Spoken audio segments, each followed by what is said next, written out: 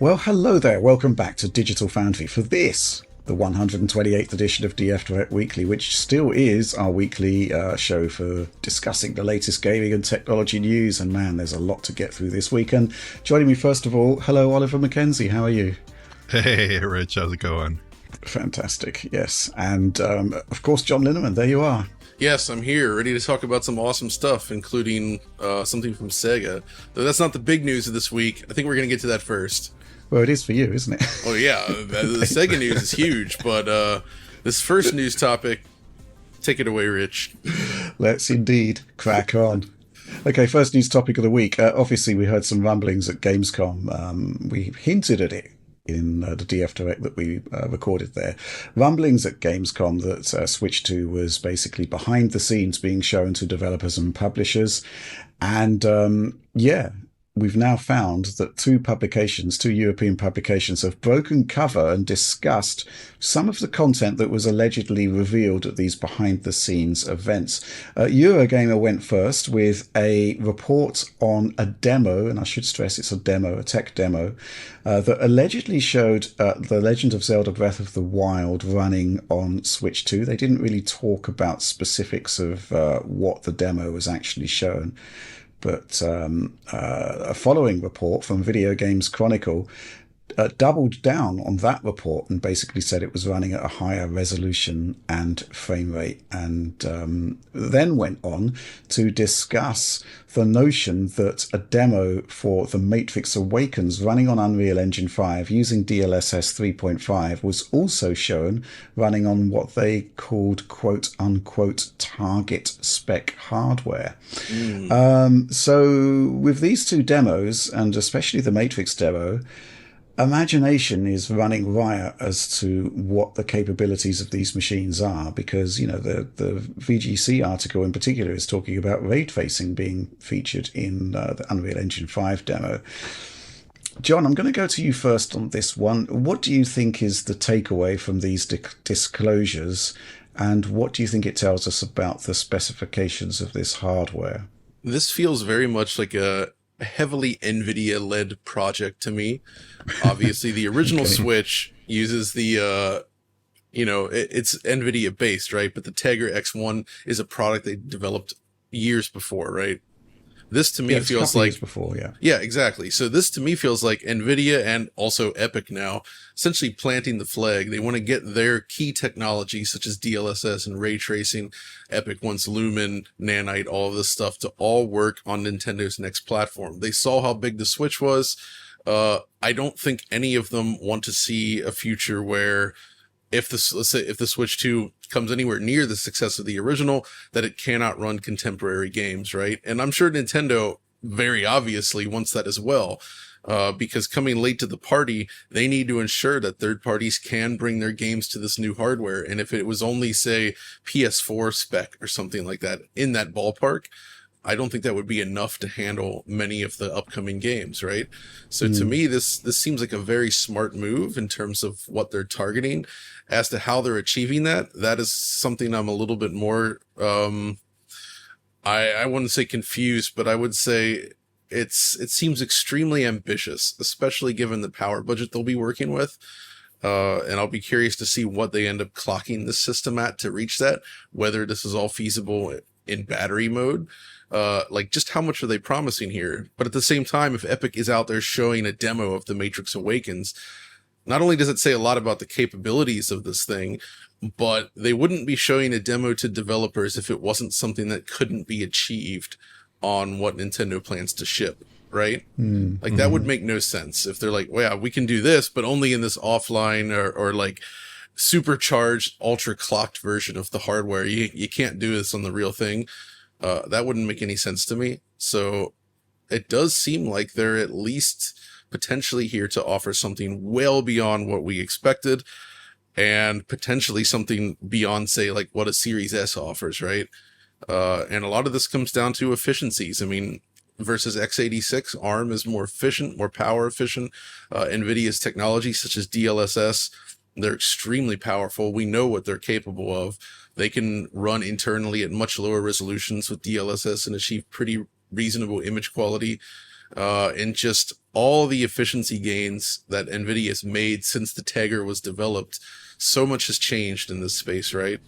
Mm-hmm. So I'm not too surprised that they were able to push the hardware to a limit that it could actually handle this sort of technology. Okay. Well, I'm going to introduce some element of expectation management. Yeah, please. That will bring it all crashing down. But first of all, before I do that, I would like to hear Oliver's thoughts on the disclosures from these two news reports. Yeah, so I think that the really key information is these two demos, right? The Breath of the Wild demo is kind of more what I think a lot of people would have expected from a Switch 2 kind of device, a Switch successor kind of device, which is to say something kind of along the lines of the, quote unquote Switch 4K rumors that I think we, heard sporadically, thinly sourced a number of years ago, with the basic concept being that you use DLSS and a generally higher performing hardware to hit much higher res rendering in existing Switch titles. That seems all pretty par for the course. And I think what we expected, the Matrix Awakens demo is a lot more exciting and much more interesting. But I guess to pour a little bit of water on this already, this is a hands-off, from what I understand, demo that was shown to developers, and their subjective impressions in the moment might not match reality, right? There could be any number of settings downgrades. I don't expect game developers to have like an encyclopedic knowledge of what Matrix Awakens looks like on a Series X or a Series S, or to really understand that in the moment. I wouldn't expect their subjective impressions to necessarily match reality, because the Matrix Awakens demo looks fantastic even on a Series S. So who knows how it actually looked in the moment on that hardware. And we also do know that UE5 has fallbacks like software lumen and screen space reflections. So again, I'm not sure about the sourcing on the ray tracing aspect of it, but we do know that this could run on hardware that maybe did have hardware RT capabilities but wasn't quite fast enough, or didn't have those capabilities at all potentially. So I think there are a couple things that are worth throwing in there. Well, Oliver, I wouldn't say that lack of hardware RT in this case would even be much of an issue, right? Software lumen itself is very powerful. Shipped with Fortnite, right? Like just that alone is more than enough, I think, for what they're trying to do here. For sure, yeah. Yeah. Okay, right. First of all, it's quite interesting to dip into the DF Discord last night to see how the supporters are sort of taking this news, and it was interesting that some people actually think that that the journalists in question saw the demos. That's not true. It's all second-hand information, and that's actually quite important to stress, because you have the Chinese whispers effect. Now, on the face of it, actually, I'm going to just intercede with this supporter question from Hobo Bench. With the news / rumors that Switch 2 was shown behind closed doors running the Matrix UE5 demo, what would realistic specs be for it to run that, assuming it was some sort of hybrid console? Would it need to be as powerful as Series S? And this has actually been what I think has been the key reaction to that I've noted amongst the community, which is, hey, this is doing the same things as Series S, maybe it's as powerful as Series S. And I'm going to posit to you a scenario which is 100% plausible, which would basically demolish that argument. Okay, so let's go back to the original Switch reveal. In fact, before the Switch reveal, basically the trailer they put out showing how it worked and whatnot. What if there was a rumor that emerged saying, well, look, they've got Doom 2016 running on this thing. They've got The Witcher 3 running on this thing. Things that actually happened with the Switch hardware, right? The Switch produced pretty creditable versions of The Witcher 3 and Doom 2016. However, when you actually saw them, it entirely made sense how they achieved that on that specific class of hardware. And obviously there were massive compromises and drawbacks compared to the versions running on Xbox One and PlayStation 4 at the time. But if you only heard the rumor that The Witcher 3 and Doom 2016 were running on Switch, you would have an entirely different perception of the power profile of that machine, right? Just a little thought experiment there. That's really good, Rich. The concepts that you can actually get something running in a tech demo scenario. First of all, that's entirely different from the concept of shipping an actual game. But secondly, you're kind of comparing an experience that you're aware of with one that you have no idea of. You've just got some reports and hearsay from a couple of websites here. So the concept of something being possible versus something that's actually comparable to the Series S is two entirely different things, right? So I'm just going to couch this with words of caution, because these demos on the face of it are really, really exciting, right? I believe the Breath of the Wild demo is 4K 60 with DLSS, which makes it, which is entirely plausible, right? If you could think of the Switch 1 doing 900p at 30 frames per second, the concept of a Switch 2 doing 1080p 60 with DLSS 2 upscaling to 4K is entirely plausible, right? But that's one thing. The Matrix demo, there's going to need to be nips and tucks to get this working into a power budget. The question is whether it holds up as a handheld experience. I suspect it will. And secondly, how it looks on a big screen. Thirdly, I think there is the wild card factor of the fact that we are looking at entirely different graphics architectures in play here, which I think you're alluding to, John. The ray tracing performance of NVIDIA is a class beyond AMD. Mm-hmm. So that it's going to get inevitably the Switch 2 is going to get a leg up there. But yeah, that's really interesting. And Hobo Bench there is asking about the realistic specs. I think at this point, all of this is confirming the existing rumors that have been circulating for, I think, well over a year now, that the Switch 2 is using a processor, a Tegra variant called the T239, which is like a cut down version of the Orin T234. And yeah, there's a lot of leaks information about this chip, about the T239, a lot of sort of patch notes in Linux updates that kind of hint as to how the T239 sort of shakes out. Maybe we should do a video on collating all of that information, because it does paint a pretty compelling picture. But it is just the concepts that I find really exciting, that Nintendo actually has access to a fully modern GPU with a full DX12 feature set, and it has access to all of the engineering efforts from NVIDIA on the software side, including DLSS. I mean, they're talking about DLSS 3.5 in the Matrix Awakens demo. That was in the VGC report. Just bear in mind that frame generation is part of that, but probably won't be in Switch 2. Just doesn't really make sense, I don't think. No, I don't think it makes sense. So that's my Denoising, sort though, of would take make on sense, right? Yeah, absolutely. Yeah, depending on the cost, on the tensor cores. I guess, Rich, though, to go along with your tempered expectations, another thing to consider is that it's been almost 2 years since that initial Matrix Awakens demo was first released, right? And Unreal Engine itself has evolved significantly since then. Absolutely. So what they could be running on there could also be significantly more performant than what we got initially, right? So...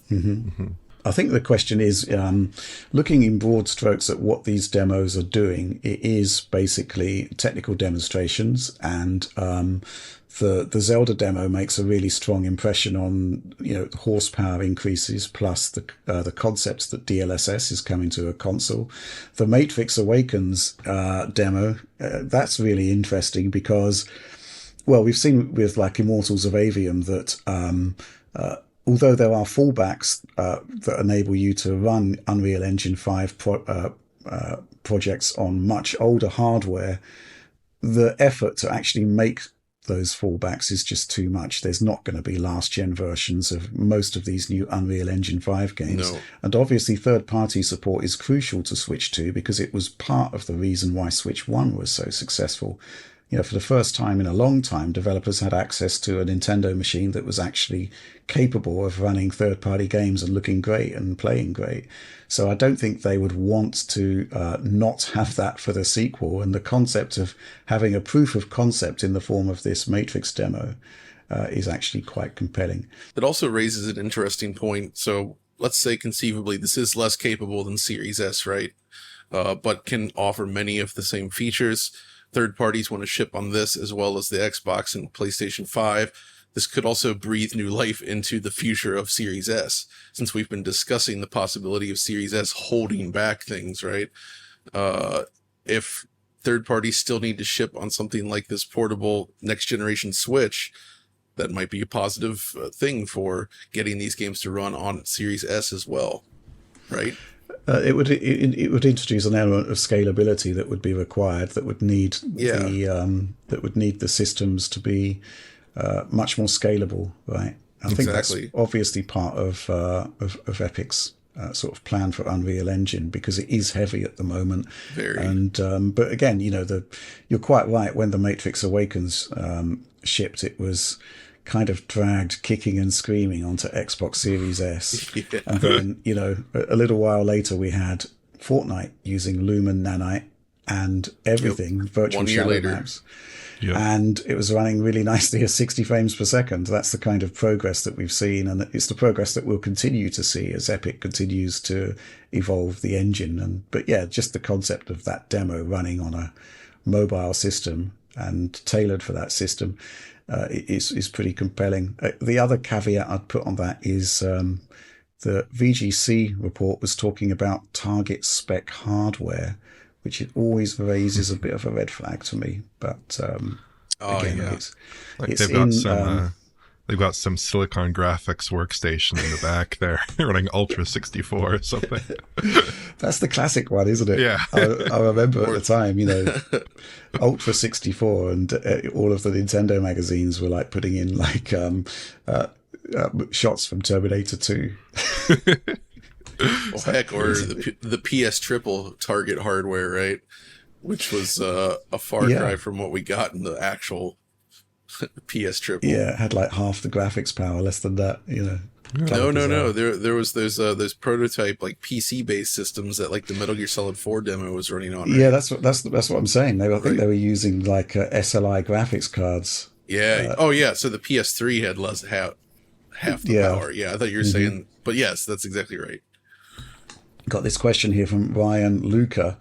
Super interesting on the VGC stuff. It would be interesting to get the DF folks' input on which RTX card equivalent might be leveraged if DLSS is a possibility. Not sure if MX style options are still on the table, but maybe a souped up MX 570 might be an option for Nintendo, as I couldn't find much on a Tegra successor. So he's pointing us towards the MX 570 here, which has about 2048 CUDA cores there.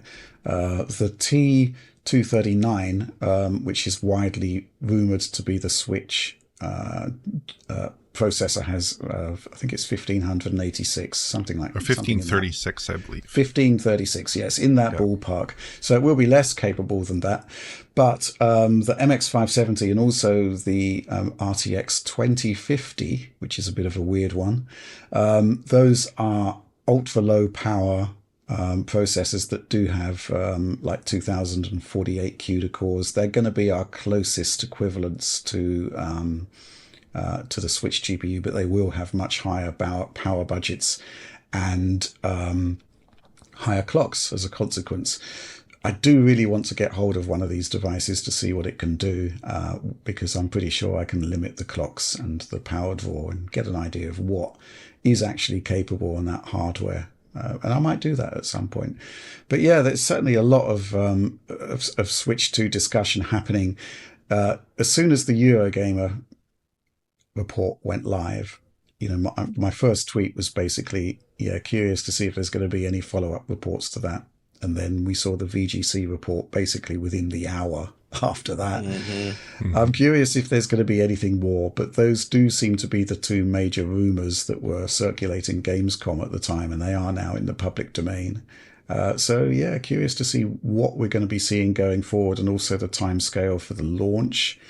VGC were talking about late 2024. I wouldn't be surprised if it was sooner than that. And I think Eurogamer is hinting towards an earlier release. But I think that's everything that we've kind of got to say about those disclosures at the moment. We've got some more in the supporter Q&A section, which we'll talk about, which are not specifically related to what we saw in these reports. But obviously, it's really exciting to see a new Nintendo handheld coming, or hybrid console.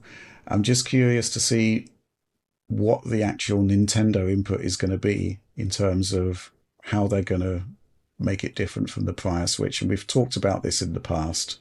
the concept of the Nintendo gimmick and whether there is actually going to be one for the Switch 2 or whether it's just like a continuity product, which we haven't seen for a long, long time. I bet it's going to be that. Yeah. Well, I think there was also some press coverage talking about the potential for a camera on the device.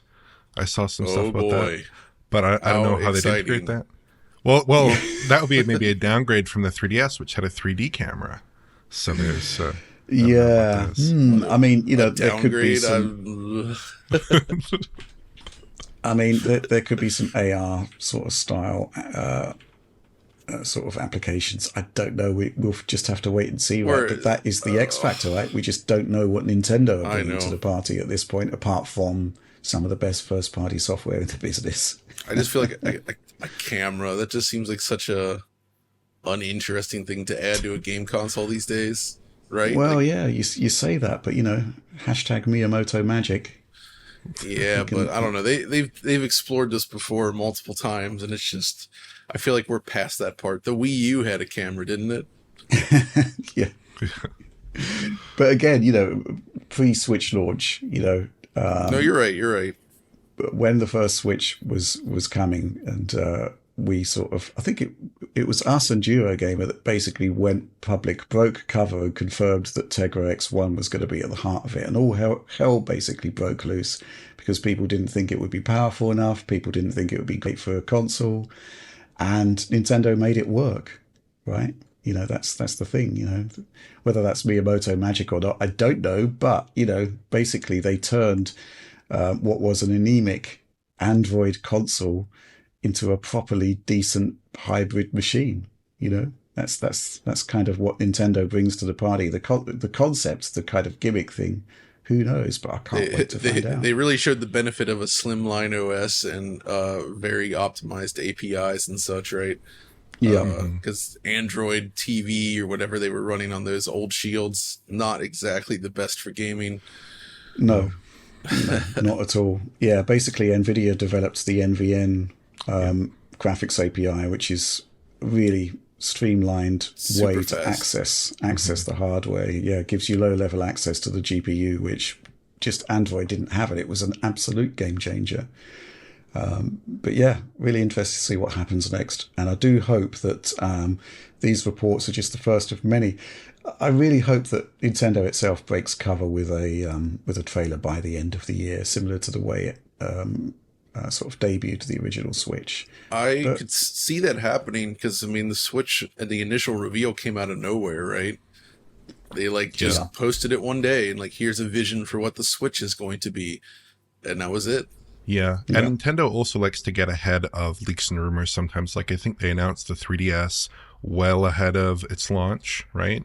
Just to dodge these leaks and rumors. And at this point, we're starting to get into that territory. So I wonder if, maybe one random Tuesday, Nintendo will drop a slick PR video showing off some of what the Switch successor will look like.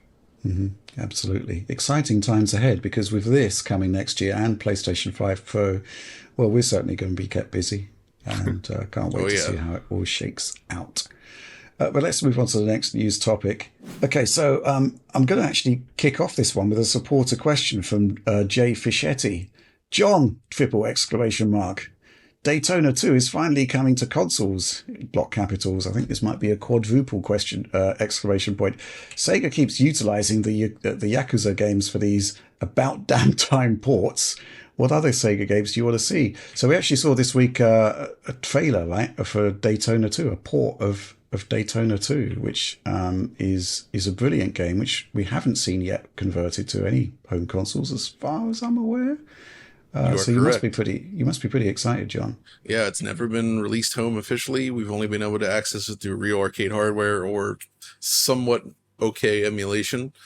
So they announced that it's coming as part of the latest Yakuza game, or Like a Dragon as they call it now, like the original Japanese name. They're calling it, of course, Sega Racing Classic 2, as they did with the original, because, I suppose they've lost the rights to use the Daytona name. So that's kind of a good way to get around that, right?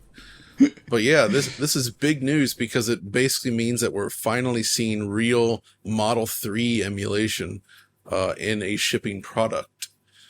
And that also means that Fighting Vipers 2 is also listed on there, which in its arcade form was also a Model 3 game. So there's a couple things that I take away from this. First of all, yes, it's great that they got Model 3 emulation working.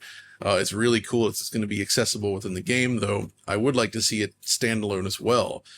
But I was more surprised initially at the lack of Virtua Fighter 3, given that they had included Virtua Fighter 2 in the past and such, which made me start thinking, like, do they have some kind of like Virtua Fighter anniversary thing lined up? Maybe we'll actually get Virtua Fighter 3 some other way, possibly, because that 2 has never received a proper Model 3 conversion to home. There's the Dreamcast game, which is good, but it's a big step down visually still, even though it was amazing for the time, not to knock it. But Daytona 2 specifically, though, is one of the ones I'd been wanting for a very long time, just because it's Sega at their best in terms of racing games, like the handling, the track design, just the feel of playing it. The only Sega racing game I'd say that's better than Daytona 2, but it's very different, is Outrun 2. So this is up there as one of the best games, one of the best racing games ever made. And I'm super excited to see it. As far as other games I'd like to see, though, I would definitely want to see other Model 3 games, such as Scud Race, which is another showpiece title that still looks amazing today. And, you know, it would be funny to see something like Emergency Call Ambulance on there. If you guys have ever played that. I haven't. I'm thinking about Spike Out, though. That's another Model 3 game, which... the original Spike Out. Yeah, criminally underutilized outside of its original arcade implementation. It got a weird sequel on Xbox, but the original Spike Out, exclusive to arcade.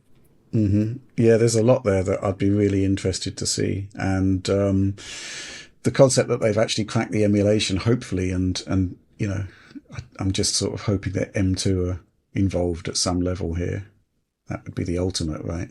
Yeah, I mean, I hope they've done well in the past with emulations within these games, so I'm not too worried about it, but I'm very curious to see how this plays out, given that, you know, they've never really attempted this before. So, but yeah, the Model 3 games, just, I've been waiting to see this on home consoles in some form, because if you weren't there and you didn't experience what this was, like, Model 3 arcade hardware was truly like going multiple generations ahead. Yeah. It's equivalent to having like an 8800 GT, and then, you know, 2 years later you've got like an RTX 2080 or something, right? Like, it just felt like this like leap into the future, like beyond anything you could have ever imagined. Like, how is this even possible on anything? There was just nothing like it at the time. And it felt like the future.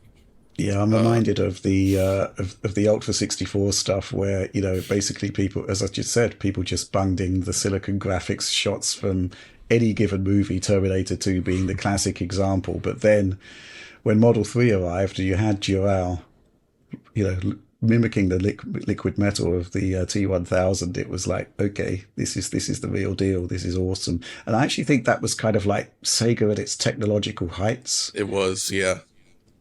And it was kind of like, you know, they just went for, you know, more cost efficient hardware beyond that. Yeah, and that's like VF3 as well was doing crazy stuff. Like, it was one of the first games I can recall to really go big on inverse kinematics. So, like, you actually have like proper foot placement that changes with the terrain, which is why I believe they moved away from flat fighting arenas for that game. So they could actually have the characters now standing on a slanted rooftop, and their footing actually looked accurate and true to the level itself. That stuff was unbelievable for the time. Just the texture quality, the fluidity of it. I think every Model 3 game is all about 60, well, it's like 50 something FPS. It's not exactly 60, but it's right around there effectively. Yeah. But lots of arcade games use weird refresh rates, given that CRTs were so flexible. But yeah, so that's just awesome, man. Like, I love this stuff. It's the best. It's the best time for Sega. So Oliver, as the youngest member of the DF team, how does this news land with you? Well, I have played quite a bit of Daytona USA, but in its downloadable form, guys, on PlayStation 3, which I thought was quite good. I think it's since been delisted. I've never Yeah. played Daytona 2, obviously, just in arcades, well before my time. Man. But I would really prefer a separate full release on digital storefronts instead of packing like a really good arcade racer with a totally different game, which you may or may not be that interested in. Sega, it would be nice if they did a bit of a better job with their back catalog, releasing them on more modern platforms. Yeah. Well, they've kind of done, so that's the problem I have with Sega's efforts in this area, is that they've primarily focused on the Mega Drive, and I love the Mega Drive, don't get me wrong, but like it feels like they're willing to go up to like 1995 and just say stop no matter what. There's no Saturn representation. Their arcade stuff beyond that is somewhat spotty. Like they just seemed fearful of actually diving into this stuff, but it's a real shame because there's a lot of amazing stuff there. And even if you look at like Saturn, like just a proper remaster with a high frame rate of something like Burning Rangers, how incredible that would be, right?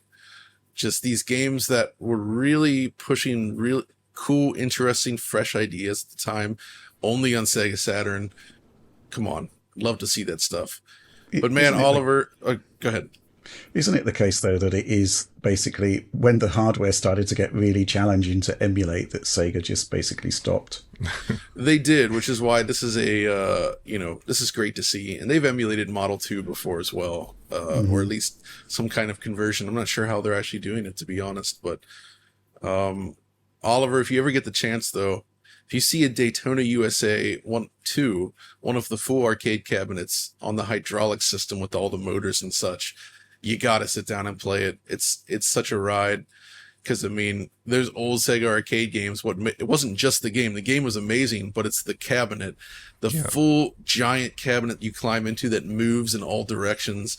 And it feels unbelievable. It's just an awesome time.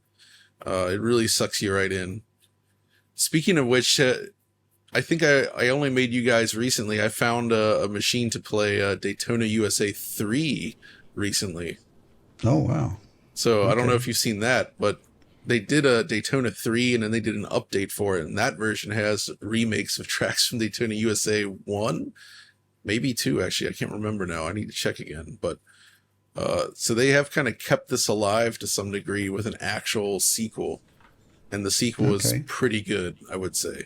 Though it just doesn't match the thrill of Daytona 2 somehow. Fair enough. Well, I would like to see a standalone release for that. I'm kind of with Oliver. The concept of bundling it in a new game is fine, but give the game the highlight, the limelight it deserves, I guess, is my thoughts on that. Let's move on to the next news topic. It's been the official Starfield launch week this week. The early access period is over. You can now play it on Game Pass, and you're good to go there.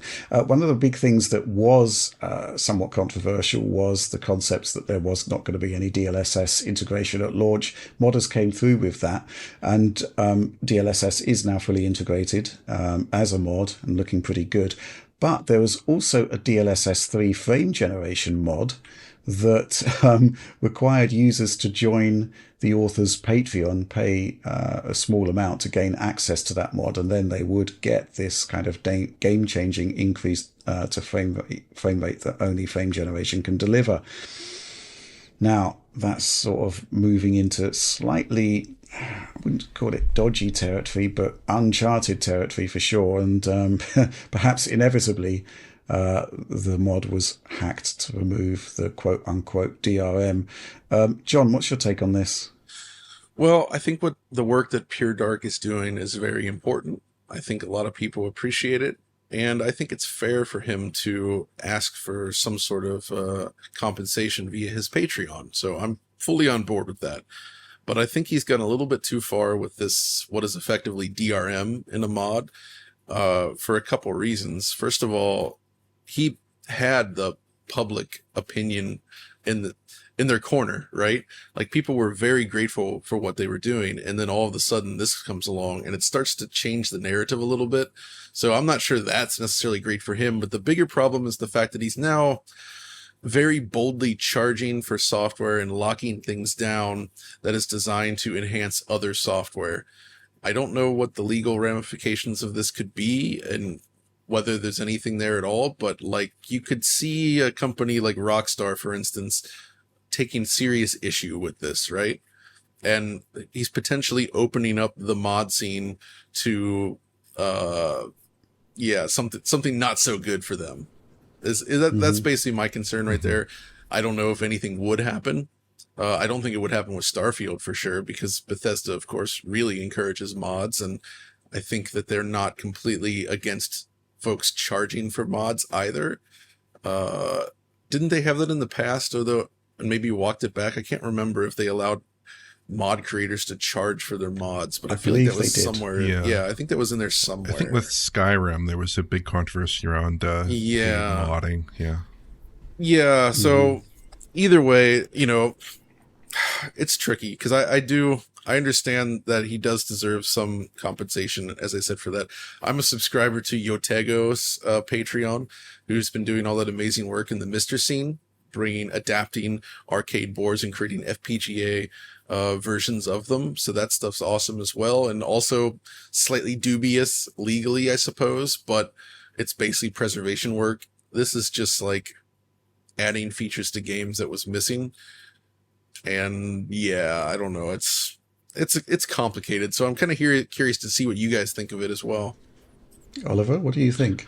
I'm not like metaphysically uncomfortable or offended, I guess, by having paid mods, certainly, but even by having DRM to mods, I don't know. I think if you're going down the route of charging for mods, that the idea that there might need to be some kind of limited copy protection, I would hope it would be very limited copy protection. I'm not offended by that any more so than I would be by relatively light copy protection in PC titles.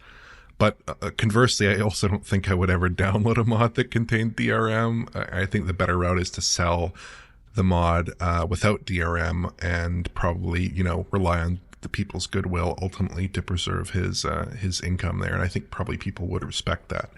Obviously, frame generation is such a huge feature for a game like Starfield. But of course, the best route in the end would have been for Bethesda to just ship DLSS 2 and 3 and Starfield itself, so we wouldn't need to have this conversation, right? Or FSR 3 for that matter. Or FSR 3, yeah. At least announce that, right? Yeah. Yeah, that's kind of baffling, right? Because, we had this deep integration from AMD within the Starfield team, apparently. That was the promise that was made when the sponsorship deal was announced. And we get an okay, but not a spectacular implementation of FSR2. And, at its best, in some games, FSR2 has been proven to be comparable to DLSS. I guess it's content dependent. But ultimately, there was no real extra special benefit from that integration. It was just seemed to be a pretty run-of-the-mill FSR2 implementation that shares a lot of the issues of other implementations done by the developers themselves or even by the modding community. So, yeah, the concept of actually charging for mods, I think it's tricky, because derivative works that you're charging for could well be legally tricky territory. I'm not sure about that. I know that some modders in the past have come unstuck with it, I guess. And the concept of actually baking in DRM. I mean, there's two things, right? There's the concept of having a mod that if you're a Patreon supporter, you can download and then add to your game. That's one thing. But then another thing is to have a mod that you are a Patreon supporter for, you download it, but it actually requires verification via a Patreon login or whatever that you've actually supported the work. That's something quite different and possibly crosses another line. It's really, really tricky. But the inevitable aspect of it is that it was cracked. Yeah. So, which was kind of almost like a self-fulfilling prophecy there. It's like modception at this point, where you've got a mod and then you've got to mod the mod to use it without DRM, right?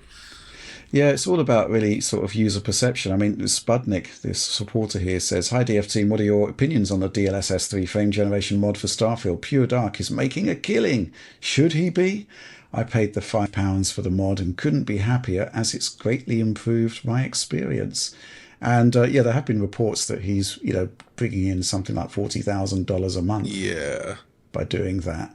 And I think, if he's done that just through his prior work, he's built up that following. He added DLSS 3 frame generation to Jedi Survivor before it was added by the developer. There's a lot going on there that's really good work that is worthy of support. The DRM stuff just feels a bit icky. I agree. Exactly. I won't be paying for it myself. But I'm fortunate enough to use a GPU that doesn't need it, really, although it would be nice. But it's more to do with the HDR stuff, where you can't really couple HDR mods from Special K with DLSS 3 frame generation. Mm-hmm. And the HDR fix is most important to me, I would say. Okay. Let's move on to the next news topic. Big news this week. Star Wars Jedi Survivor, Respawn developer, had been somewhat silent on the game. Hadn't been any updates for quite some time, but we got a massive update this week. And it looks as though the console versions of the game and the PC version have received updates. And the big news, I guess, is that the 60 FPS performance mode on the consoles is now actually running, I believe, at 60 frames per second. Now, Oliver, you took a look at Jedi Survivor back in the day, and you have dipped your toes in to take a look at this new revamped performance mode. I'm curious what you think about it. I have. So it's basically as advertised, as they say, which is that they've stripped out the ray tracing features from the game entirely in the performance mode on Series X and PS5, which means no more RT reflections or RTGI. So in practice, a lot of the cellular lighting detail that you see in the game, it's been completely stripped out, like in the more complex areas of geometry and around like neon lights and things like that. You no longer get that kind of rich lighting treatment that you had before. The lighting that remains still looks good, but it's not quite up to the same standard. Likewise for the RT reflections, which are a more obvious cutback, I would say. Like now you have SSR in their place without really a good cube map fallback, so surfaces often look quite matte when you include the SSR information. But the trade-off, I guess, ultimately is that you get a game that runs quite consistently at 60 FPS, at least in my testing so far in Series X. Before it ran usually 40 to 60 FPS, I would say, in that range, with tearing in the top third of the screen. Now it's almost always 60, even in the most demanding areas of the opening mission. It's like 60 with a handful of drops over, the course of hours. So it's much better there. And there are one or two more quirks, like the cutscenes still run at 30 FPS with high resolution support, but you don't get ray tracing features in those cutscenes anymore, which I presume, they just don't want to switch to a ray tracing mode in real time. Before, those cutscenes ran at 30 FPS with ray tracing features and higher resolution in the performance mode. So yeah, that's basically my impression. That's pretty to the point, isn't it? Do you think they should have removed the prior 60 FPS mode completely, or should it have remained as an option? I'm curious what you think about that. I don't think it was very worthwhile. And honestly, the cutbacks they've made here completely make sense, and they don't really they don't affect the presentation of the game a huge amount, because the big J already looked pretty good. The reflections are not a huge part of the game's visual aesthetic in most areas. So I actually think it looks quite good. It still looks like it's still one of the best looking console games, in my opinion, on the market. Even in the performance mode, it still looks quite good. John, have you actually played Jedi Survivor? I know it was on your to-do list. I've played it on PS5, and I actually did test the new patch as well. And the PS5 experience matches what Oliver is saying here. The only thing I will say is that I actually think that the reflection change is more serious than you were suggesting. Not in all areas of the game, mind you, but I think it was on Kobo, where there's a lot of water, or there's areas with like bodies of water, but then also lots of foliage. And I found that the appearance, the occlusion and disocclusion of the SSR from the foliage is extremely distracting. It honestly looks broken to a degree, because it just breaks what SSR can do. And in those cases, I would have much preferred to say a somewhat approximate cube map versus SSR. Yeah. But I suppose they would have had to do more work to set that up for that area. The appearance of it almost reminded me a little bit of, Resident Evil 2 in that early PlayStation area. Yeah. Where you get that awful SSR. Jesus. Because there's no fallback, or no good fallback, in this case, no cube map. And in like, for instance, at the end of the first level, I'll show some footage on screen here. At the end of the first level, you're kind of fighting a bunch of stormtroopers and such in a big aircraft hangar. And the floor is a completely reflective, glossy surface. And you just see all those SSR occlusion artifacts all over the screen on the player character, on enemy characters. It really looks horrible. And there's just kind of like this blank, like whitish outlines around the characters. It really does not look good at all. So I think in a lot of instances it would be preferable if they had just reverted to a cube map and eschewed SSR entirely. Yeah, and I suspect that given that the original target platforms for this, many of these areas were arted specifically knowing that they had ray tracing features enabled, right? But then I'd imagine then it was announced that, oh yeah, we need to bring this to last generation consoles too, which means they had to find a fallback solution. And, you know, SSR is probably the simplest one to implement in terms of existing engine features without having to craft like, you know, custom cube map setups and such. So yeah, it's a weird one. It really reinforced my dislike for SSR when used across bodies of water specifically, or large flat surfaces. I just don't think it works. We've had better solutions, some more expensive, like planar reflections, of course, which probably would not be viable from a performance standpoint, but just cube maps definitely would have been an improvement here. Possibly nothing, you know, if you just do something with the water surface. And I don't know, I almost would prefer no reflections over SSR. An SSR toggle would be nice, because it is honestly that bad. And SSR in general doesn't usually work well in third-person games to begin with, and this has a lot of stuff going on around on the camera, so that's unfortunate. Beyond that, though, there's the PC version, which anecdotally only, I've spoken with some friends that were playing it again, and they are still having issues on their PCs. It does seem that, you know, the frame generation stuff is nice, but you're still not getting a stutter-free experience. Which is a bummer. I brought that word back from last week. And you know what? I'm not confident that they will ever fix that, because if you go back to the prior game on PC, the same exact problem still exists there. Shader compilation stutter is just a part of that game, and it has never been fixed. So I think we can probably give up hope on this being fixed, especially given that the patch notes do not mention that work is continuing to be done, right? If you notice that. Prior patches would say like, oh yeah, and we're continuing to work on these issues. This one was like, just, that's it. So this might be the final patch, though, given that it's coming to last gen consoles, I guess there is still hope that they might further optimize certain elements and, you know, bring that forward. Who knows? But still, this is closer on consoles. This is how it probably should have shipped in the first place. And I'm surprised that they were so insistent on keeping ray tracing features active in their performance mode when it was clear that they obviously could not hit 60 at all. Yeah. So it's especially curious because on Series S, they actually did not have ray tracing enabled in that version of the game. Oh, right. I forgot about that. Right.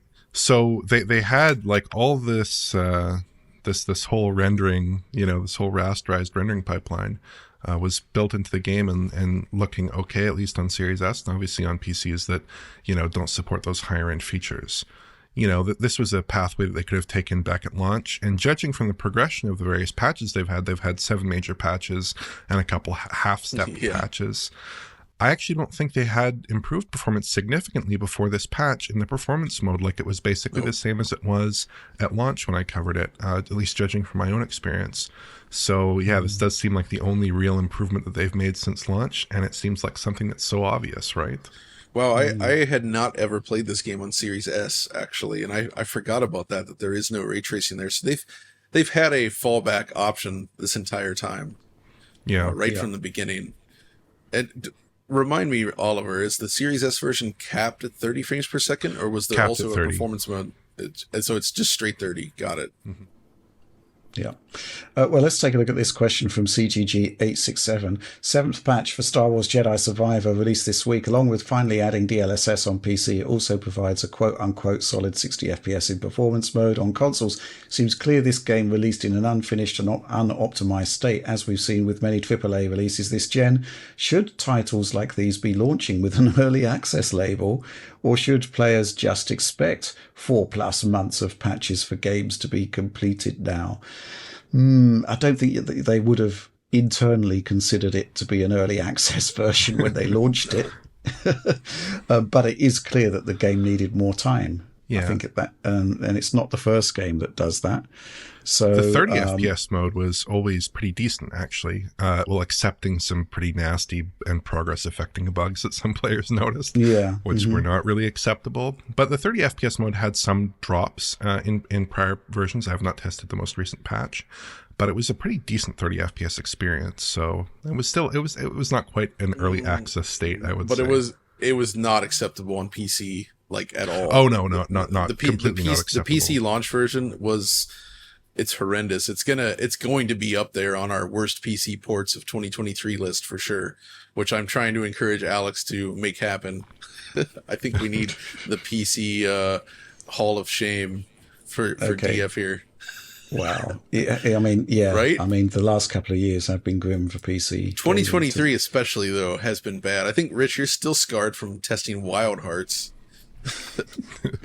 I'm not angry, John. I'm disappointed. Oh, see, that's worse, actually. It is. You disappoint Richard Ledbetter. But yeah, basically, I'm not at all comfortable with the concepts that the PC audience is being treated like a second-class citizen, which is definitely what's happening with Jedi Survivor. Which is just profoundly disappointing. There have been so many games. It's to the point now where a good PC port comes along, it's like happy days. It's like something we just didn't expect. Like Armored Core 6. I was just watching the clip of your Armored Core 6 impressions. It's like, hey, this is a really good PC port. It should be the same. It should be like that on every game that comes out, but it's the exception rather than the norm, which is really, really shocking. But here we are. Ah, dear. Yeah, Jedi Survivor. I mean, I think Oliver is going to be working on a full video for that, so stay tuned. Whether Alex can face his inner demons and return to that game for the PC version in the knowledge that maybe it still has fundamental problems is another thing. Maybe we'll discuss it in a direct in future. We'll have to just wait and see. Let's move on to the next news topic. This week, alongside Starfield, AMD released two new graphics cards, the AMD RX 7700 XT and the RX 7800 XT. No video from me on those because, well, we're still knee deep in Starfield. So, the concept of a graphics card launch that tied in with Starfield is great for AMD's promotional purposes, but unfortunately not for us when our workload is so high. I can talk about the two products though. Let's just take a quick look at some benchmarks. I mean, the 7800 XT is positioned against the RTX 4070, which is about $600. And the 7800 XT is $500. And then we've got an amusing anecdote, which we might share about that shortly. But let's take a quick look at some benchmarks to show what the 7800 XT is doing. So ray tracing performance, Dying Light 2, 4070 is 14% ahead. So the 4070, we'd expect ray tracing performance to be better, right? Because NVIDIA dedicates more hardware to it effectively. 14% ahead, though, with the 7800 XT being $100 cheaper. Food for thought, right? Cyberpunk. Now, this is a game that is heavily optimized with the aid of NVIDIA engineers, and it's 40% ahead of AMD on Ultra RT there. And obviously, it's going to be a completely different story with path tracing with the RT overdrive option. It's going to be a different league there. So the 4070 has a commanding lead in Cyberpunk. But going back to Remedy's Control, 4070 is only 15% ahead. So, it's there or thereabouts, right, on a lot of RT titles, which has been traditionally the weakness. Mm-hmm. Again, looking at those benchmarks, you'll have noticed that the 6800 XT, the last gen equivalent, it is slower, but I'm finding that the new card is only about 10 to 15% faster. Can be lower in some scenarios as well. So it's not a huge gen-on-gen leap, but compared to what NVIDIA is doing, it's food for thought. Now, when we move into rasterization, which is AMD's strong suit, right? Hitman 3, which is strongly AMD optimized, you might say, 20% faster than the 4070, 20% faster than the 6800 XT. Plague Tale Requiem 12% faster than the 4070, 10% faster than the 6800 XT. Forza Horizon 5, it's only 7% faster than the 4070, 4% faster than the 6800 XT. So, yes, there or thereabouts, basically. So that's the lie of the land there, but you get more memory, you get a price cut. Yeah, really, really interesting. I mean, I see this as AMD throwing the kitchen sink at NVIDIA with this particular launch. You know, they've really pushed things there. I guess the anecdote, John, what was it? Do you want to tell the story? Oh, the price thing? Yeah. Okay, yeah.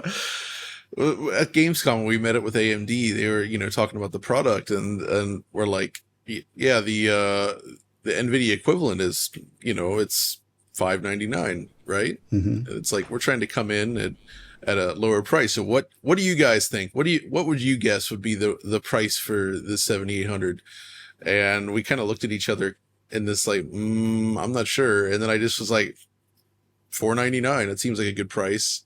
And he just kind of retorts like, $399 would be a good price too. Yeah, $299, I think, is what he actually said. Yeah, yes. $399. So I think they were expecting us to say like $549 or thereabouts or something like that. But it turned out that my $499 guess was exactly what they launched at, right? Mm-hmm. Yeah, and that is basically the best possible thing they could have done. It's a good target, right? Like I agree. That's why I actually picked that number. I was like, well, that's significantly lower than the NVIDIA's offering for what seems like a pretty decent card. So it is a good price point. I just don't think they expected us to guess that. I don't know whether they'd actually settled on the price, because at that point it was still a couple of days off, and there is still this weird price disparity between the 7700 XT and the 7800. So 7800 $499, 7700 $449, $50 difference, but you're getting much more for your money by paying the extra $50, to the point where it's almost as if they don't want you to buy the 7700 XT, which only has 12 gigs of memory and has a significant performance shortfall, which is not commensurate with the drop in price there. So the 7800 XT, I mean, both of these products are good, right? But the 7800 XT actually really will make users think about whether they want to buy the 4070 or not, which I think is the ideal scenario for AMD, who don't have market leadership in, I don't think, practically any sector. I feel comfortable recommending this card to people looking for a GPU in this price range, right? Like it's a pretty good value in a way that we haven't been seeing too much of that lately. I feel with every generation of cards, it feels like they're priced just a little bit out of where you'd want. And actually talking to real people building these PCs, it's clear that they are pricing a certain subset of people out of the market. Although, as we'll see with one of the questions, I guess here, there is still a lot of people are still buying these expensive cards, but still, the 7800 XT seems like a great card. Mm-hmm. Any thoughts on this one, Oliver? I mean, I love the names, which remind me of the 7700 and 7800 series GCN cards, which are really great, especially the Pitcairn 7850 and 7870. Those are Pitcairn. Yeah, I had a 7870 back in the day, and that was a great card. Mm-hmm, absolutely. Just looking at the performance across the board seems very strong, especially in the rasterized titles, and in titles with lighter ray tracing, it seems also very good, especially given the price disparity between this and the 4070.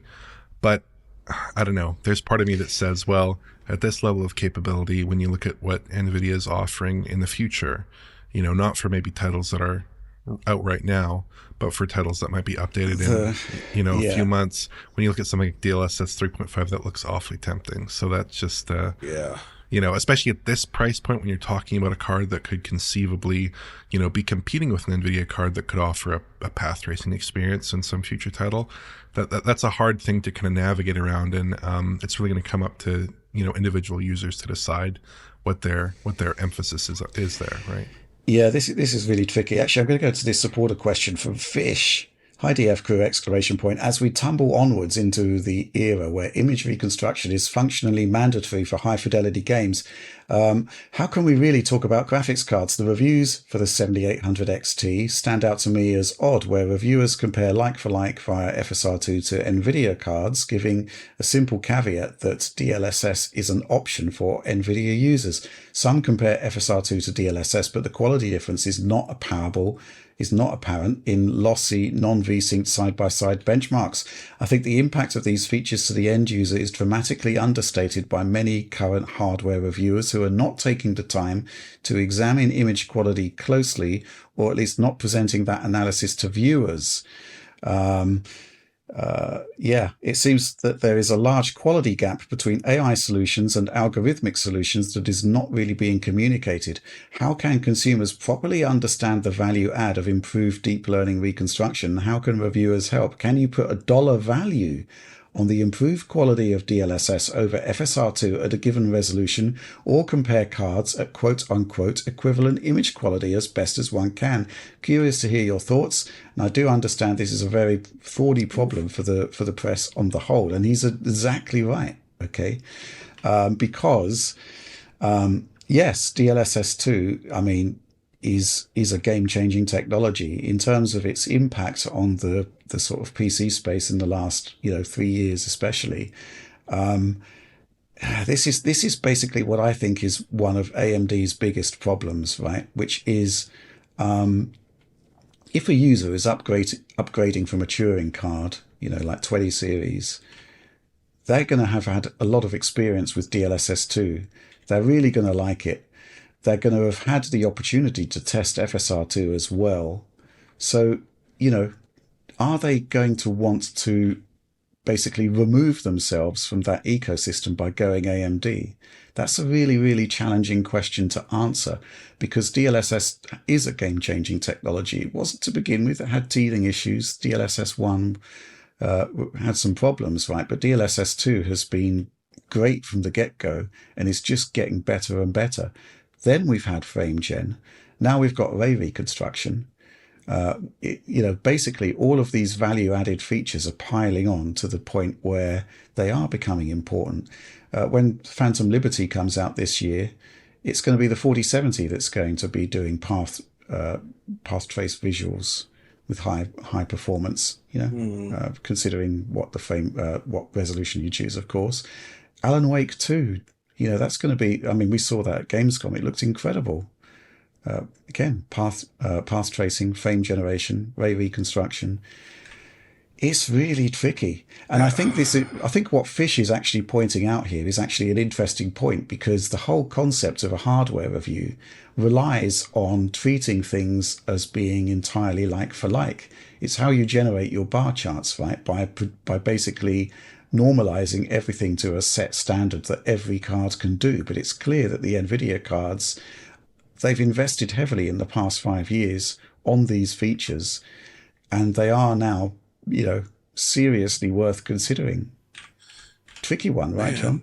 Yeah, this actually kind of takes me back to the old 3DFX Voodoo days, when you would try to compare cards back then, because they had advantages with Glide. And you could compare numbers and see, oh yeah, these cards are competitive performance-wise, but in terms of what you actually saw on the screen, the image quality, the way things were displayed, 3DFX had an advantage there for a while that you couldn't communicate through a bar chart. And we're definitely back in that area again, where it's like, it almost doesn't make sense. Like if you do NVIDIA versus AMD, not ATI, AMD in a bar chart, and you're both using FSR2, for instance, to keep things like for like, it doesn't really make sense in the real world, because you probably wouldn't be using FSR2 given that DLSS is an option, right? And I think fundamentally that, like you say, AMD's current weakness is they need to find features that are actually very compelling, that's make people say, oh yeah, I want to get an AMD card because I like what they're doing with this. Like, this is a very useful, great looking feature. And, you know, they just don't have that right now. They basically have catch-up solutions to kind of match what NVIDIA is doing, but not quite. And none of their solutions are quite as good. And that's kind of where we're at the moment. And I'm a little bit surprised that we keep mentioning Starfield lacking, you know, upcoming support for FSR3. And I'm just baffled by this, because you have all these other big games like the Cyberpunk Phantom Liberty, you have Alan Wake 2 and others that are all supporting these high-end NVIDIA specific features. Although, you know, ray tracing will work on non-NVIDIA cards, of course, I believe. FSR 3, like Starfield, would have been the big game equivalent in AMD's arsenal to really showcase a new feature for their card. So why isn't it there? Like, it just doesn't make sense to me. And it just kind of highlights where they're at with sort of missing these marketing beats and really showcasing why their cards are worth picking up over the competition. Really tricky to do to basically benchmark according to image quality, because they're two entirely different ways of upscaling, and obviously one has proven quality advantages over the others in an overwhelming range of titles, right? And the problem there, Rich, is that this is stuff that's only really apparent in motion, right? Like, if you look at a still shot of FSR2 versus DLSS, I actually think they're pretty comparable and often look great. But it's once you begin to move the camera and actually play the game, that's when the weaknesses of FSR2 stand out. That's something we noticed hugely in Neon within Starfield, where the FSR2 implementation just starts to break down versus, you know, the DLSS mods. And that's the kind of stuff that needs to be talked about. And that's the kind of stuff you can't do easily with the classic method of benchmarking PC graphics cards. It just doesn't fit in any longer. I think it's really tricky. It's a really tricky situation. I'm in the privileged position of not reviewing graphics cards for Digital Foundry, which I'm very thankful for. But I guess my own personal 2 cents for what it's worth. I mean, what about Jay's 2 cents? Jay's 2 cents, yeah. I think that, like, obviously benchmarking needs to be a part of graphics card reviews on some level, an important part. But I also kind of think the subjective experience matters an enormous amount, because if you're getting a better experience with DLSS, if you're able to target, you know, lower internal resolutions, if you have frame generation built into all these games, if you have ray reconstruction giving you dramatically better image quality in ray trace titles, that needs to be communicated to the viewer in a really explicit way. And I almost think it might be a little bit more like reviewing consoles after a point, where we're not just benchmarking, you know, the console versus another console. You're talking about the OS. You're talking about all these features, you know, in the same way that you're talking about how does the NVIDIA control panel look and what cool features do I get with this card. Sort of like, the old days of 3D graphics rendering on PC. It's a little bit more like that than just traditional bar charts, what gives more FPS per dollar, right? Actually, that's one area where AMD has a huge advantage. Their control panel layout and design. NVIDIA is ancient and horrible and slow. It feels like it's from Windows XP. Like, I don't understand why they haven't addressed that, because it's awful. That's true. Actually, I think what we really need for PC benchmarking this time is the equivalent of the introduction of frame time. Because if you remember, Rich, back before frame time was introduced as a concept, you would see benchmarks for anything from SLI cards to just any other random GPUs. And frame time consistency was not something talked about. It was just about how fast can it go. And I remember buying a 5870 card, which I think was still ATI when I got it, or I can't remember. It was around the transition of ATI AMD. But that card was very powerful and it did a lot of great things, but it actually had a lot of issues with frame time consistencies in games. And I struggled with this a lot at the time, but there was no knowledge of what that was. People just called it micro stutter. And it was especially bad in SLI setups, right? Again, it was just, well, there's micro stutter, but there was no way to quantify that in a graph. And then the frame time concept it was introduced to the world of PC benchmarks. And it's been absolutely critical to understanding what's happening per frame. we need something like that again for these new technologies that have arisen in the PC for benchmarking image world. quality. For How image can you do quality, that? like exactly how? Yeah. But there's got to be some way, right? Like something maybe, but It we feels need an so, like, equivalent. impossibly subjective. Right? Maybe this is where we could leverage AI. I don't know.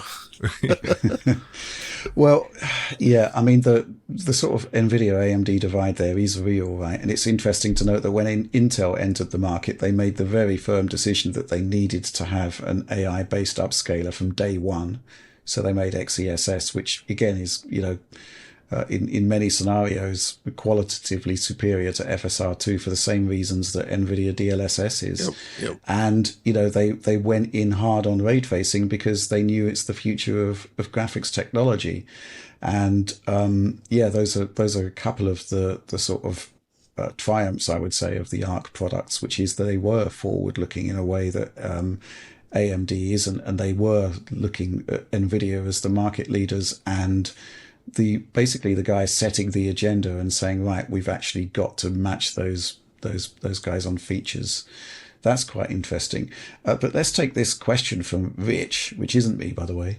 According to the Steam hardware survey, more than 1 in 20 gamers has an RTX 40 series card already, ranging from the supposedly overpriced 4080 and 4090 to the supposedly poor value 4070 Ti and lower, including the recently released and much maligned 4060. By my count, that's over 10 million units sold. I think this data smashes a lot of popular narratives on social media commentary about these products' alleged poor value relative to other options for PC gamers.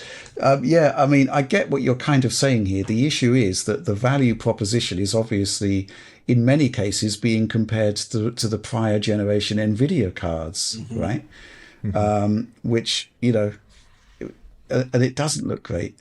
The 4060 Ti launching with performance scenarios where it can be weaker than the 3060 Ti, it's a red flag. It's not a good look. It's not a good product.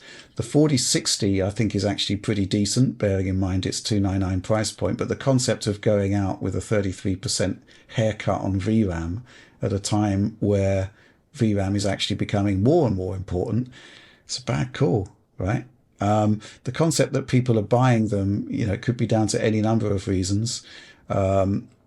Part of it will be the fact that NVIDIA is on the cutting edge with graphics features. They are pushing boundaries in rendering. It's fantastic to see, right?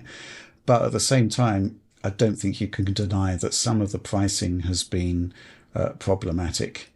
4080, for example, and the 4060 Ti, those are the kind of products that stand out to me, regardless of whether they're sold or not. They are poor value. The alleged poor value.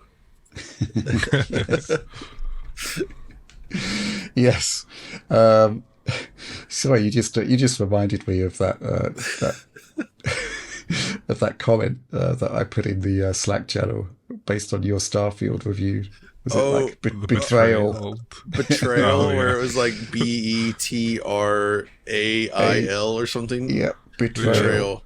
Betrayal. I have betrayed us. Well, I agree with my counterpart, Rich, is that basically the social media commentary and the attitudes towards NVIDIA there are clearly at odds with reality, where people are still buying NVIDIA cards, right? Rightly or wrongly. That's the bottom line. It is a sort of skewed sort of outlook there. What I will say, which is kind of interesting, is that NVIDIA dropped prices on the 4060 Ti. So the 16 gig model is now $430, which it's a push in the right direction, but that still should have been the $399 product from day one, and there shouldn't have been an 8 gig 4060 Ti at all, in my opinion. So, there is some movement on NVIDIA prices there, but they're sticking firm seemingly at $599 with the 4070. And I'm presuming they're doing that because regardless of the fact that AMD has delivered a great product with the 7800 XT, their calculus obviously is that it's not going to sell as well as the 4070, so why drop the price? Harsh but true, I guess, is the outlook there. It would be great to see prices lowered. Maybe we'll get there in due course. But in the meantime, AMD has come in with two products, one which is kind of weird and one which is actually going to cause people to sort of scratch their heads and think, should I get that 4070, which I think is AMD's best case scenario, right? They're going to shift some units on that, I think. Mm-hmm. Okay, let's move on to our next news topic. Okay, so I've added this one just for the lulz, really. There was an interview on TV, I think it was Bloomberg, where Todd Howard and Phil Spencer were being quizzed on Bethesda, being quizzed on Starfield, rather. John, do you want to pick up the story here? Yeah, I thought it was funny. Basically, there was a folks from Bloomberg asking questions to Phil and Todd, and the interview itself is rather silly because some of the questions they ask.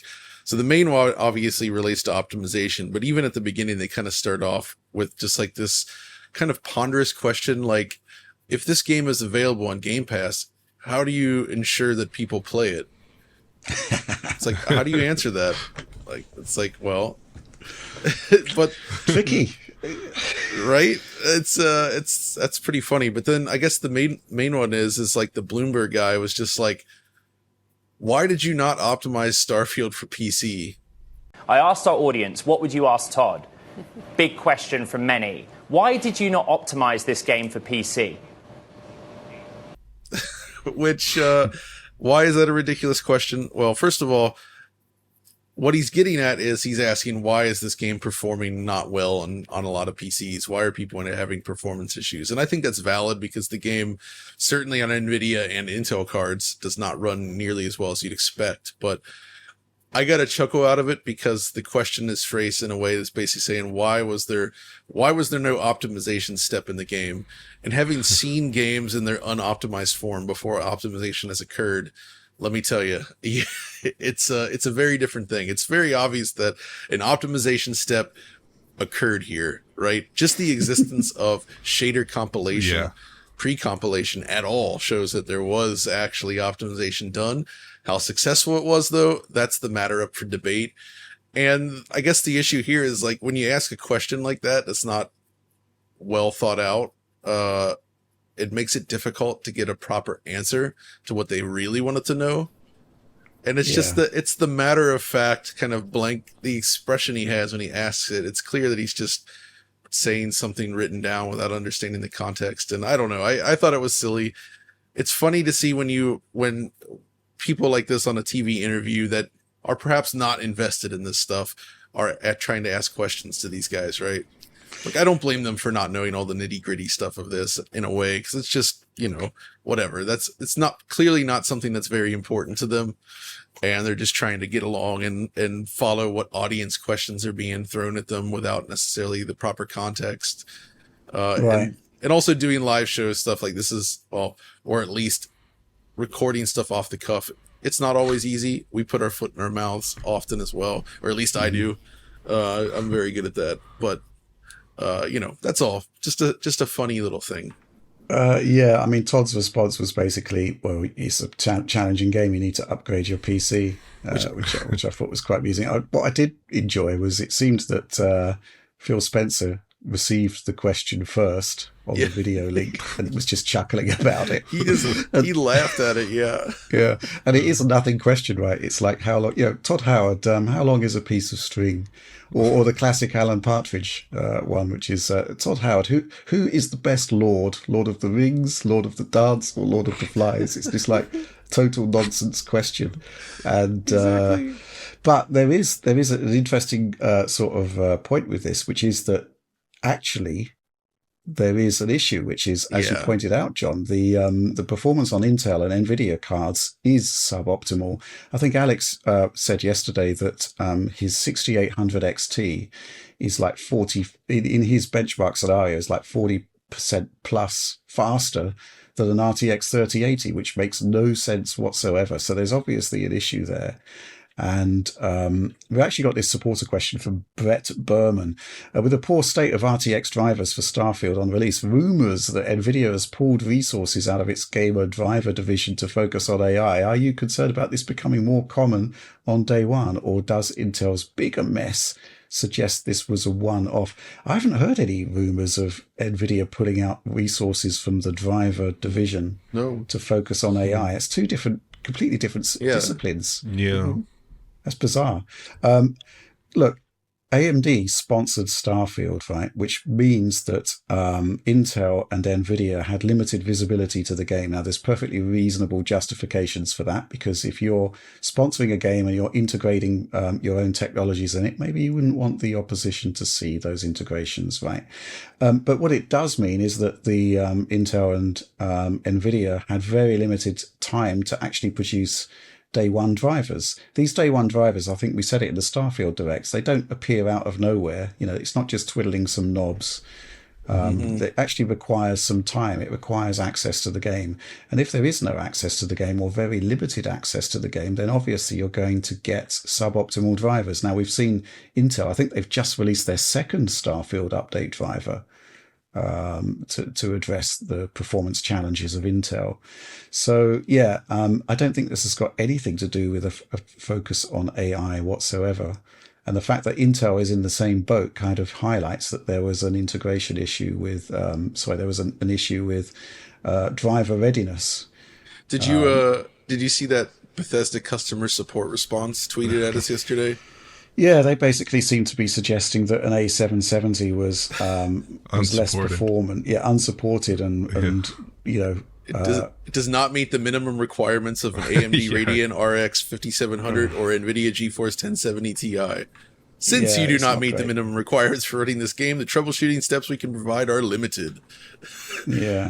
Some troubleshooting steps could potentially cause damage to your system. Awesome. What physical damage? What kind of steps would those be? What are they implying here? That was just absolutely remarkable. Oliver, any thoughts on this? Any thoughts on the interview? Not too much. I mean, it's just sort of amusing and a little bit insulting in the moment, but I think given the questioner and given the context, it's just a funny thing that happened. Yeah. Fair enough. This question from supporter Kevin Dixon. Hi, D to the F. Big question for many. Why did you not optimize this call for questions for PC? Every week I send out a post on Patreon asking for a call to questions, and hand on heart, it was a lazy post. It was unoptimized. There you go. I do apologize for the audience for that. But that's the end of our news section this week. But let's move on to supporter Q&A now, which is where we answer the best of those calls to questions, and or rather the questions we could actually answer. Obviously, there was a big bunch of stuff about Switch 2. We're going to kick off with this question from 1040 STF. Hi, folks. With its rumoured specs, do you think the Switch 2 will still rely on the same cartridge format as the Switch 1? If yes, isn't the size of the games probably increasing with the tech, and the high cost of fabrication of those cartridges going to be a problem? Could we face more and more games incomplete on cartridges and relying on downloads? If no, what about backwards compatibility? Could it only work for digital titles, or could the Switch 2 offer a way to accept both the new cartridges and the old ones like the 3DS did? Do you have any thoughts on this one, Oliver? Well, I mean, yeah, I think basically when we talk about cartridge formats, I think that probably what Nintendo will do is just do the same thing they did with the 3DS, presuming there is backwards compatibility, which is just add like a little notch to the side. Obviously, the cartridges themselves and the contacts, that'll be totally, that'll be quite different, but just add a little bit of a physical barrier to prevent people from inserting their new Switch successor cartridges into their original Switch models. Mm-hmm. I think it is definitely a problem seeing more games rely on digital downloads. I don't know what you do about that. I just hope that the declining cost of raw manufacturing for these for these consoles, hopefully that'll be passed on to the publishers in some way, because I know that the Switch prices at the moment for those devices it's pretty expensive, right? John? Yeah, the prices for manufacturers, it sort of spikes with the higher end Switch cartridges, which is why so many developers, I think, have opted to ship games in smaller cartridges and rely on download codes. I've also seen this trend where games that initially shipped complete on cartridge are starting to now ship out with new retail versions that are pure digital, right? So I think Mario and Rabbids, the first one, if you go to a store now and you find a box copy, it's just a code in a box, when they definitely shipped it on cart. So obviously these companies are taking cartridge pricing into consideration. And I really hope Nintendo finds a way to at least bring them down to a reasonable level to discourage that sort of behavior. Because I do think more than any others, I think the physical market is still very important to Nintendo, especially with their broad range of ages that they target, including younger kids, where I think it's easier just to have a product on a shelf that you can give to them versus dealing with the download situation. So I don't know. I'm hoping that, like you say, Oliver, that they'll basically take the approach they did with 3DS or like Game Boy Color or anything like that, where it's just adapting it to the same slot. But then there was also weird cases like the original DS, if you recall, which had 2 cartridge slots on it.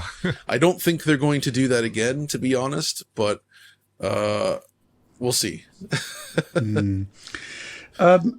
I think there's got to be a new storage format, right? Because we're going to be moving from a system that kind of worked with smaller capacity cartridges to a system that's going to be at least, touching the power of last generation systems that were requiring 50 gigabyte Blu-rays or more than one. So I suspect there is going to need to be a new storage system in place. Whether it is backwards compatible or not, I don't know. I guess the sort of example I can think of is the SD card slot hasn't really changed in a very, very long time, yet it does seem to have got faster and faster and faster. That's true. Maybe there is something there. Maybe they will do two slots. Maybe it will be digital only, which I think would be a mistake, especially for that audience. It'd be a disaster. Absolutely. And I do think there will be backwards compatibility. So, interesting. I think they will have to come up with a system that accommodates both formats, whether it's 1 slot or 2. Let's move on to the next question. This one from Who the Hell Am I? One of the reports regarding Switch 2 Electric Boogaloo at Gamescom is that a souped-up version of Breath of the Wild was demoed. This makes sense if this was simply a tech demo or something more.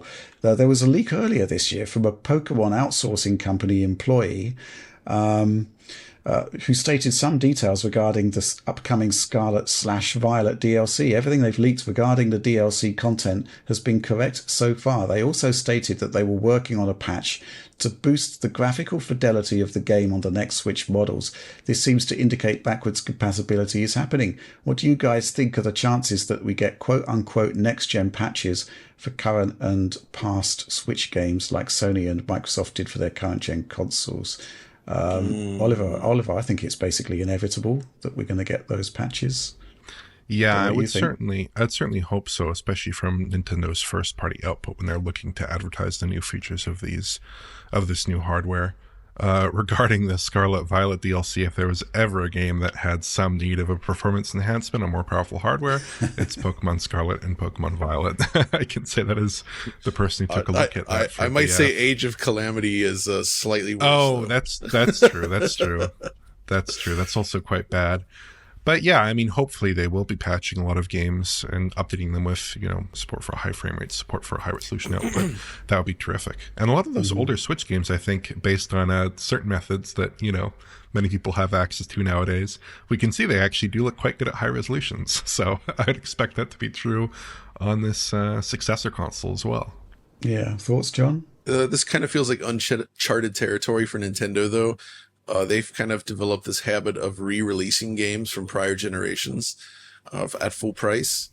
So I'm very curious to see if they will be benevolent enough to bestow us with simple patches versus requiring you to purchase a new version of the product. Like, if they do just offer patches like that as an update for prior owners, that would be a huge step for Nintendo. So I hope they do that, but I'm going to say wait and see on that. I'm curious as to whether it is going to be a patch or whether it is going to be basically a port. Because there is going to be a great degree of work required to do a port, whereas a patch would be a lot simpler. But the patching code meant for an entirely different system to allow for higher resolutions and stuff, I'd say that's going to be quite challenging, right? Yeah. So we've got this alleged demo of Breath of the Wild running at much higher resolutions and frame rates. Question is, how much work went into that to make that happen, and is it viable to First of all, to actually do that on prior Switch titles, going all the way back to the launch? Or is it the case that, a certain degree of developmental work is required to bring it over, and that would require some degree of asking price for the consumer to get that version of the game, which I don't think is too much to ask. Yeah. I mean, obviously Microsoft's largesse on this has been quite unprecedented, but Sony's policy of charging extra depending on how good the upgrade is, I'd say that has some merit as well, possibly. Okay, let's move on to the next question. This one from Dajarko. Happy half fortnight, gents. As we shift our quote-unquote focus to the Switch 2 news, it seems like Nintendo is leaning heavily on DLSS, assuming it retains the portable/docked single architecture dynamic and all of its advantages. Seems to me they have to go down one or two major paths to achieve the kind of fidelity being rumoured on a 15 to 20 watt device.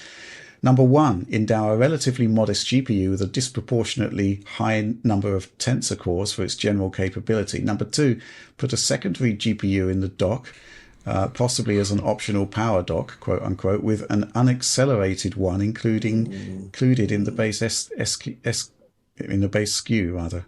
Completely losing my reading abilities.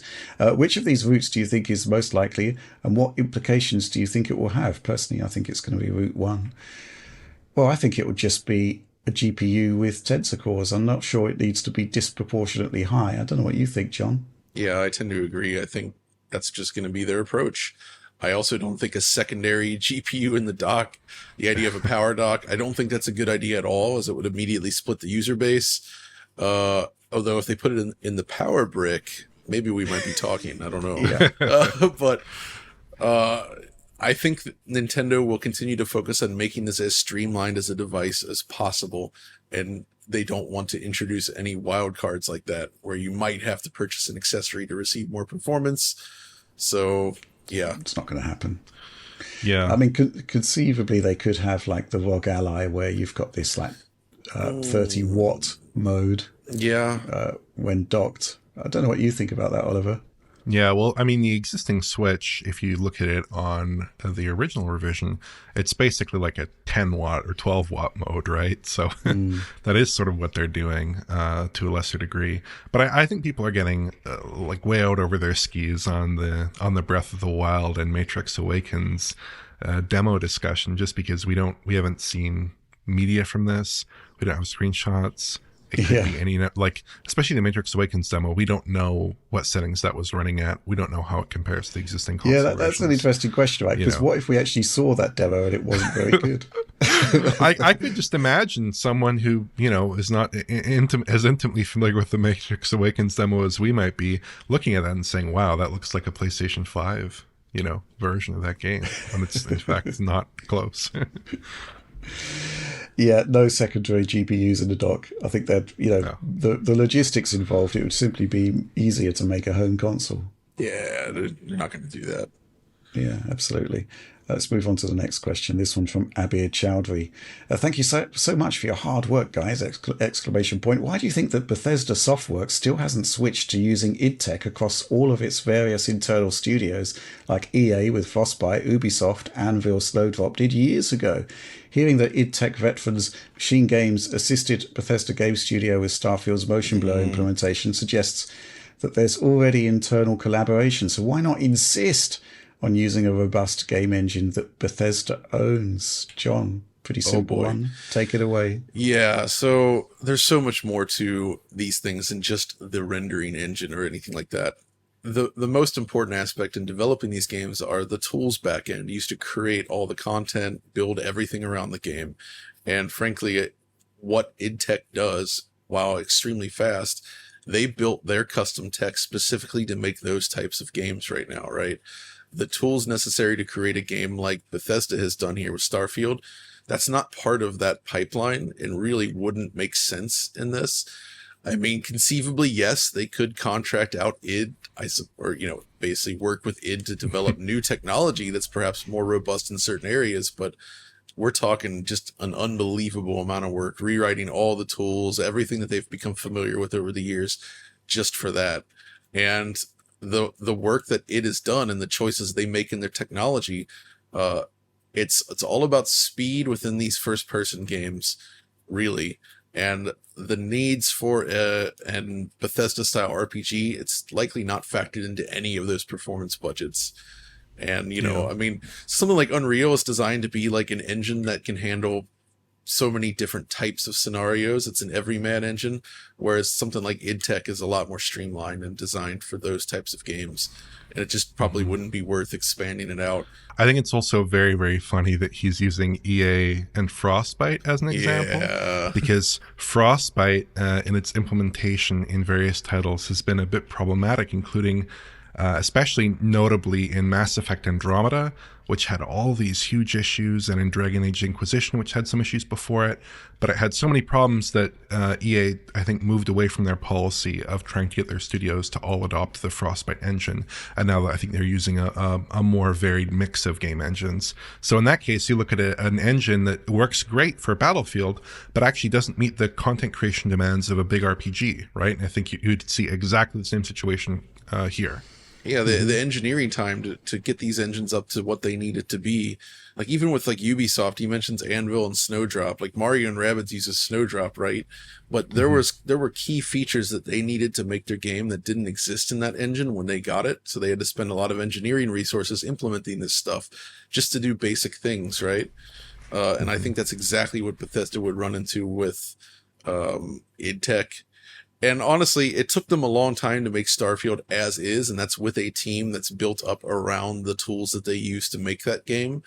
And it still took them that long. Like, re-architecting all the underlying technology in that way, it would just, I can't imagine how much more time and money and staff that would require and what the results would be. Like, it's just, this is how they work right now. And yeah, I don't think it's viable. Yeah, I'm just sort of picturing a scenario here where, the id Tech engine team, who are some of the best in the business, right? They're busy working away on the engine that would become, Doom 2016. And then Todd Howard walks in and says, right, I'd like your engine to be able to support the physics for 200,000 potatoes. So when I open an airlock door, you get like proper physics for those 200,000 potatoes. It's just not why id Tech was developed. It's just not the direction it was developed in. It's not made for those types of games. It's a completely different discipline. It's not really a good idea. Let's put it that way. But of course, you can still leverage their knowledge and talents to improve what they are using. And I think they have done that with certain things on Starfield. You'll see in the credits that id Software themselves, several people that have worked on Starfield, they're in there as well, right? Yeah. Like, providing assistance in those areas is important. And honestly, one of the big things I've seen from just reading around the community is that the creation engine, for all its faults, the mod tools, the creation tools they unleash on the community is well regarded and beloved. And it's such a key part of these games, like modding. And I feel like that's something else that would have been potentially threatened or reduced in capabilities had they switched completely, right? And yeah, like I all this engine conversation, it is interesting to see it all, but yeah, I see why they stuck with what they know. Yeah, absolutely. Let's move on to this question from Grontal. Nice name there. Yeah. I'll take this one, but it's quite a long question. Have you considered reporting GPU wattage when benchmarking PC games? The reason I ask is that I've had some issues with specific games. For example, some games seem to just run bad on my 3080 Ti 5900X rig. Kingdom Come Deliverance and Starfield report a 98% GPU usage, but the wattage is in the 200 watt range when it's capable of 400 watts, which suggests it's not actually at 98% usage. Which would explain the sub 50 FPS performance. A Plague Tale Requiem and most other games flat out is usually 380 to 410 watts. So it's not my system. It's a game specific issue, I think, ! Any thoughts? Cheers! ! I think I'm just going to tackle this one quickly, but the new tools that are coming out from not AMD specifically, it's basically the open source stuff that's happening with PresentMon, which is being used in like NVIDIA FrameView, AMD's OCAT, I think it's AMD who do that, and CapFrameX is another good example of a benchmarking tool. They're giving us now a wealth of data that is frankly incredible, that would account for, would allow for stuff like this to be sort of become more visible. We've got to adapt our tools to embrace that, to get a more holistic view of what's happening with a CPU at with a CPU or a GPU at any given moment. Then we've got to figure out a way to visualize that data in a way that's easily accessible, in the way that we did with console performance, like when we started that back in 2008. So there's actually a big challenge here in being able, first of all, to assimilate all of this data. The tool is there with PresentMon to get all of this data, and then to basically have the visualization techniques that will enable us to make a call on what's actually happening within any given title. And there is weird things happening with Starfield for sure. And being able to map that data onto the screen in the way that Intel's new tool is kind of doing is crucial in explaining this. So I guess it's just a sort of wait and see really until we get our stuff together, basically. But yes, we need to have a more holistic view of everything that's happening within the system to explain what's happening in games. And that's that. Final question. This one from Brian Seals. I want to take this opportunity to praise the unsung heroes of the DF crew, corrective lenses. Could Rich and John please tell us how long they've been wearing them, what part of their vision is being addressed, and what resolution games would appear to be without them? If we could get Tom, Alex, or Oliver to wear glasses, if only for the fashion buff, might we convert them all? Man, wow. John, how long have you been wearing glasses, and what are they? I've been wearing them since I was like 7. Really? It's been a long time. But my prescription really hasn't changed much over the years, but I am nearsighted. So, okay. I can see, like, I can put the phone up like this and see all the pixels real well, but, anything in a distance is just a blur. Yeah. So, I mean, I can use my PC monitor without my glasses, but it's not pleasant. It's just too soft and blurry. So I obviously prefer to use these, and I have not undertaken any of those like corrective surgeries like LASIK, just given the risks, and hearing from people that develop things such as like flares at night where like lights like kind of have this like strong glare effect, and I don't want that because I like having clear night vision for now. So, and apparently it also impacts your near vision after a certain point. So I know somebody that just got it, and like, their up close vision is now reduced with it. Like, so. Okay. I've been wearing glasses since I was 26. Okay, wow. Basically from around age 18 onwards, I could feel that my distance vision was getting worse and worse and worse. And then age 26, I was working in London up until then. I didn't really need to drive. But age 26, I kind of wanted to learn to drive, and I realized that my vision wasn't good enough to pass the driving test. So that's why I got glasses. And yeah, it was a bit of a game changer. It was also the first time I went to Japan, and I thought, well, I'd like to actually see Japan if I'm there properly. Good idea. Resolution without glasses, I don't know. Let's do a quick pixel count. 240p. 144p if we look sort of judged by YouTube standards. It's not great. I like to call it it's like cinematic photo mode, because like if I look at my mic, it's like super sharp and clear, but everything in the distance is completely blurry. So it's like I have permanent depth of field turned on. Yeah, that's a pretty good way of describing it. So Oliver, you're completely you're 2020, I guess. Well, not quite. I've had corrective lenses since I was probably about 10 years old, I think, 10 or 11. Okay. I'm wearing contacts at the moment. Okay. I have a pair of glasses right here. The dark secret emerges. Yeah. Yeah. My prescription is -7 in each eye, which is I'm very nearsighted. Mm-hmm. It's pretty big. I remember actually back in the day when I got them initially, I remember saying, wow, Doom 3 looks so much better now. So I can definitely say that it affected me hugely. I didn't realize how poorly sighted I was until I tried on glasses for the first time, and it was a bit revelatory.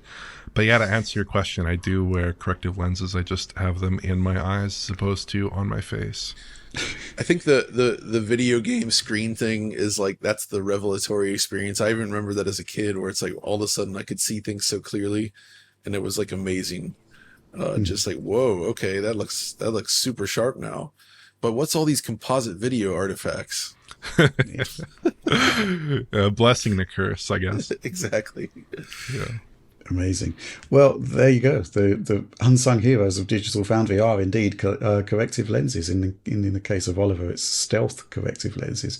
But that is it. That is the end of the show. Please do like, subscribe, share if you enjoyed it. Ring the bell for whatever notifications Google wants to throw your way, or random Apple, gaming or in HD. Yeah, actually, I've had a couple of really great notifications from Random Gaming in HD this week, so I'm quite pleased about that. He's back with a vengeance. Oh, heck yeah. DF Supporter Program, join us.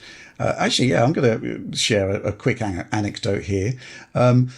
We've added a sort of business email address to all of our videos, and so we actually get quite a lot of sponsorship sort of propositions coming through on that email address. All of them virtually are asking us to do 60 to 90 second inserts at the front of a video. 60 to 90 second inserts. Whoa, and I've just said no, or just not bothered to reply at every point. So yeah, there was a post on Reddit back in the day saying that we don't really do sponsored inserts that often, and we must be losing a ton of money. But ultimately, I'm not going to put out a 15-minute video where we do an intro and then we've got to talk about, I don't know, a VPN for 90 seconds. It's ridiculous. So yes, I mean, the DF supporter program, I mean, it has picked up traction, but if we're not going to do those level of sponsorships, but if you appreciate the fact that we don't, please do consider supporting us. Yeah, we kind of did that instead of those big sponsor stuff, right? But we occasionally do sponsored things, but like you're right, like the 90-second things is just way too long, and I don't like watching those myself. Yeah, I noticed a video the other day where they actually put a timer on the sponsorship segment in the top right. So it's like, actually, okay, I've only got to watch this integration for another 87 seconds. That is something Steve always does with Gamer Nexus videos that I like. It's kind of interesting where he's always got that little countdown thing, so you kind of know like what segment's coming up next. Like it's pretty funny, but I like that that's in there. This one was literally a stopwatch in the top right hand corner, which like sponsored content, 85 seconds, 84 seconds, 83 seconds. Amazing. But no, I don't really want that in Digital Foundry. We're not doing that. But hey, I don't want to knock people that are. Like if they want to do it, that's fine. It's just what is more annoying though are the stealth ones, right? Where they like integrate it into the video, where they're just talking about a topic and then all of a sudden like try to seamlessly transition to talking to sponsor, and you're like, whoa, that came out of nowhere, and it feels like you got ambushed. But yes, that's one of the reasons why we have the supporter program, right? Because commercial viability on YouTube revenue alone, which has gone down significantly this year, by the way, is not great. So yeah, join our community as well. It's amazing. Always amazing stuff happening in there. But that's all from us for this week. I guess we'll see you next week. Thanks for watching.